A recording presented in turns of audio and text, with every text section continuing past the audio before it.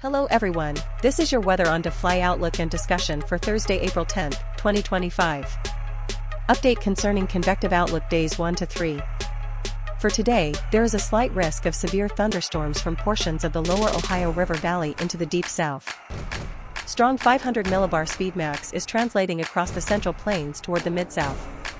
This will allow an upper trough to deepen east of the Mississippi River, and heights will fall accordingly as seasonally cool mid-tropospheric temperatures settle into this region.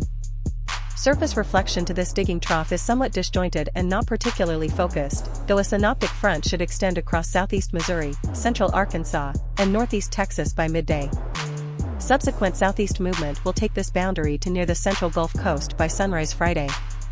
Current thinking is strong boundary layer heating will allow convective temperatures to be breached by mid-afternoon across portions of Missouri and Illinois along the weekly convergent front. While moisture is quite limited ahead of the front, cold profiles favor the potential for robust convection. This activity will spread southeast toward the northern Gulf states with an attendant threat of hail and wind. For Friday, there is a marginal risk of severe thunderstorms in parts of the southeast. A leading shortwave impulse rotating through the basal portion of a broader eastern U.S. longwave trough will yield strengthening forcing for ascent during the late morning.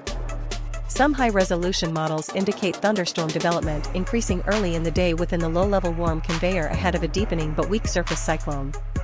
Should this occur, it would be ill-timed with respect to peak boundary layer heating and displaced east of the moderate mid-level lapse rate plume. But it would be coincident with modifying moisture return characterized by mid to upper 50-degree dew points over eastern North Carolina.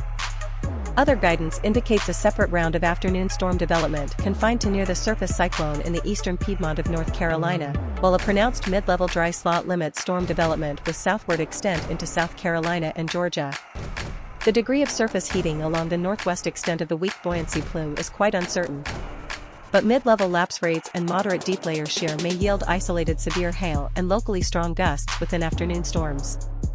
Across North Florida, greater boundary layer heating is anticipated ahead of the trailing portion of the cold front that extends into the northeast Gulf.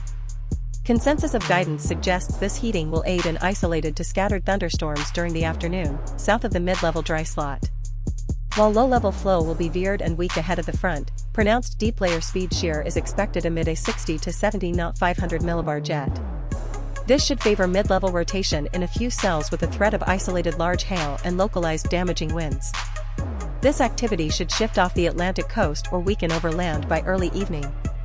For Saturday, a mid-level ridge from the southern high plains to the upper Midwest Saturday morning will shift east and gradually dampen, as a shortwave trough progresses across the northern Rockies and into Montana through early Sunday.